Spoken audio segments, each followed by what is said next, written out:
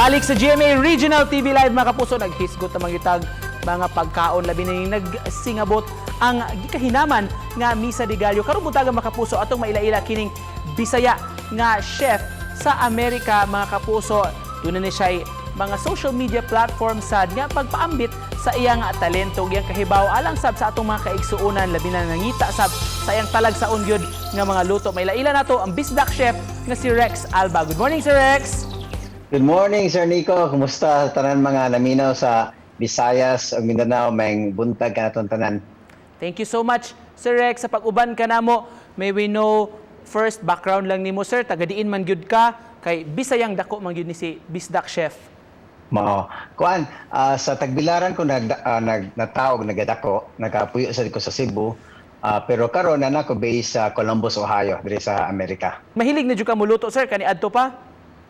Oo, sa una, atong sa Bohol pa ko na ako'y gamay nga kuan kanang karinderya turo-turo niya. Nag-specialty na mo before kuan dinuguan, mga paklay, mga crispy nga manok. So kung wa akong kusinero, mo na ako'y makapulig luto niya kanang di kada bitong dagdinagko bitong kawa gid nga sa ang kayo bitaw gamiton nga kahoy. Unsa man imong ipreparar para namo karong buntaga? So ako ipakita tungod kay daghan gyud paparar mo siguro mo hatag ko mga tips sa uban pero ato ipakita ang usa ka simple nga pagkaon sa atuwa niya kuan po very popular. Ako mismo mag-crave ko ani perme labi na og ting Disyembre na. So ang atong paborito nga puto bumbong. So atong buhaton, atong i-mix ang simple ra man kayo. Kinaaman tay mapalit nga glutinous rice flour. So natay glutinous rice flour mapalit. Kung gusto sa mo nga kini nga mag-grind og bugas, pwede ra sad ka og magpalit og glutinous rice or sweet rice tapos imo nang i-soak overnight. After ma-soak overnight, at least mahumok-humok ng ang grains, then imo na i-blender sa pagkaugma. Then magkuha ni pwede sa di mo nagbuhaton. Pero tungod kay gusto tag sayon. So natay glutinous rice flour. So magbutang ta og 2 cups of glutinous rice flour. So ang tubig inana na to og butang. So hinahina to butang tubig.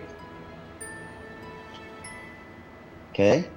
Nga akong butangan og atong ube flavor. So the reason why kining ube flavoring atong gamiton tungod kay aside sa kanang atong ganahan nga color medyo ube, dili ta makagamit og kanang tinuod nga ube kay tungod kay starchy man na siya.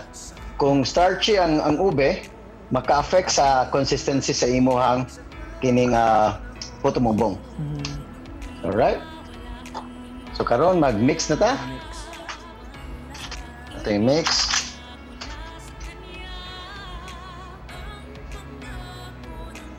Okay. Atong inida atong do. Kuha na nato atong purple nga color. So ato i-grate atong do. I-grate ang do. Kaya simple na siya ipailuna niya. Pero kung akong isuwayan bitaw duha nga gi-grate og dili. And wala, usahay gamay rin diferensya pero ang pahiluna sa banana leaf mo naay diferensya.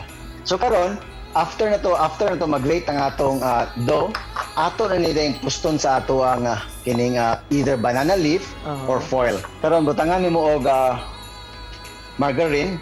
Kung wala kay margarine, pwede ra sa kuan. Pwede ra sa butter. Simple ra siya.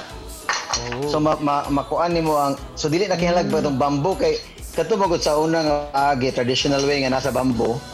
Kanang i-grate nimo para bitaw masuksok sa kawayan. Tinuod. So after na ato din i-roll. Simple ra kay kinahanglan nga i-roll nimo walay pressure lang kanang easy lang pag-roll, assist lang. Ana ra siya kasimple ang paghimo og tumubong. Unya karon ibutang mo na sa imuhang steamer. So dapat before ka gasugod og rolyo, nag-init na kasi imuhang steamer para nga diretsyon bitaw. So kining karon natin na himo sa steamer about 20 minutes, 15 to 20 minutes humana niya inipotumubong. So mo na ito resulta. Now ako lang ipakuan sa inyo nga ayaw po pasubra yung margarine sa kilid kay Oil, usahay mo medyo mo parat gamay kung ay mas daghan margarine. Na dire. Wow. So karon toppings na lang atong batang grated coconuts. Nawa gwapa na kita taon. Dapat nindot good ang presentation, chef. Yes, mo gina magadag bida. Para Diba? pang social media dayon nga post. So, ang uban sad mogamit og kuan, magamit og kining brown sugar para i-spread kay dili ba siya tamis kay tungod kay wala ba ta sugar gamit kay na po kita ang gamito na to condensed milk, okay? So condensed milk ang gamiton. So depende na sa inyong kuan na may option. Okay?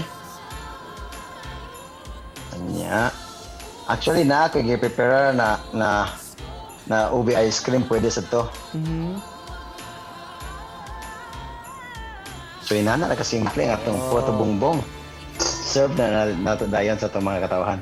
Chef, to cap this off, mensahe nimo sa mga nagtan-aw nato karong buntaga si Rex. I hope nga you guys are safe. I hope you guys are, you know, just be safe. And I know na it's a struggle right now, and I know na a lot of people are suffering, but we are all in this together, and I'm sure na this will pass, and we will come up stronger than ever. And kaya na to, We learned so much from you this morning. Daghan kayong salamat sa pag-uban kanamo ang Bisdak Chef, mga kapuso, si Sir Rex Alba. Merry Christmas, Sir Rex. Merry Christmas. Thank you. Thank you.